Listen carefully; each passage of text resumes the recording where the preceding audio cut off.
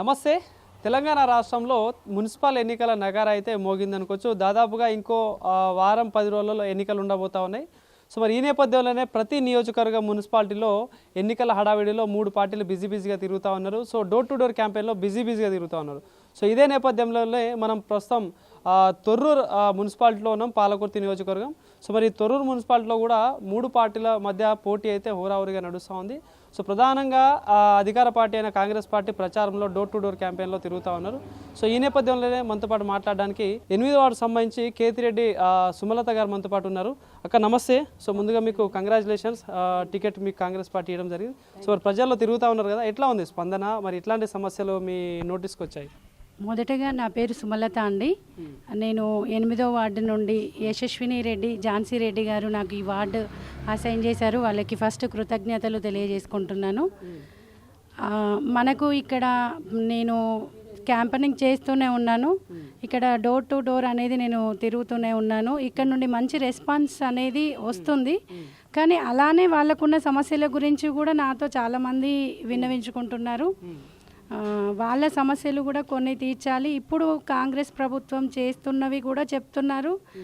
సన్నబియ్యం కానీ, ఉచిత కరెంటు 200 యూనిట్స్ ఉచిత కరెంట్ కానీ, బస్ అనేది ఫ్రీ కానీ, రైతు బీమా కానీ, ఇందిరమ్మ ఇండ్లు కూడా రుణమాఫీ వస్తుంది. ఇందిరమ్మ ఇండ్లు కూడా చాలామందికి శాంక్షన్ అయ్యాయంట.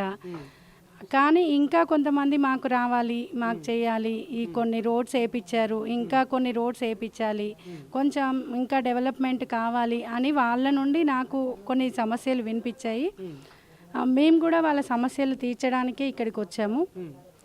మేమేంటంటే ఒక ప్రజాసేవ చేయడం కోసమే మేము ఈ 8వ వార్డును ఎంచుకొని 8వ వార్డులో నిల్చున్నాము.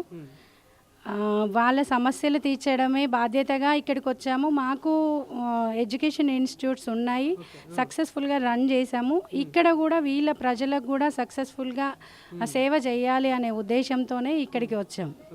మిమ్మల్ని నమ్మి టికెట్ ఇవ్వడం జరిగింది ఇక్కడ స్థానిక ఎమ్మెల్యే. సో మరి వాళ్ళకి కావచ్చు, మీ వార్డు ప్రజలకు ఏం చెప్పదలుచుకున్నారు?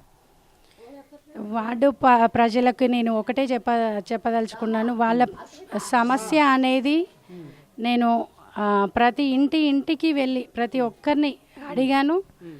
నేను మా ప్రజల తరపు నుండి, అంటే మా 8వ వార్డు ప్రజల తరపు నుండి ఎమ్మెల్యే గారికి రిక్వెస్ట్ చేసేది అంటే వాళ్ళ సమస్యలు ఏది ఉన్నా కూడా కంపల్సరీ వాళ్ళకి సమస్యలు అనేది తీర్చాలి. అది నా తరపు నుండి చేయాలి. వీళ్ళు నన్ను మెజారిటీతో కాంగ్రెస్ పార్టీని గెలిపించుకుంటే నేను వీళ్ళని అందరినీ తీసుకెళ్ళి మా యశస్విని మేడం దగ్గర, ఝాన్సీ మేడం దగ్గర మా కుటుంబం అంతా వచ్చింది, మా సమస్యలు తీర్చాలి అని చెప్పేసి మేడం దగ్గర కొట్లాడాలి, వీళ్ళకు మంచి చేయాలనే ఉద్దేశంతో ఇక్కడికి వచ్చాను.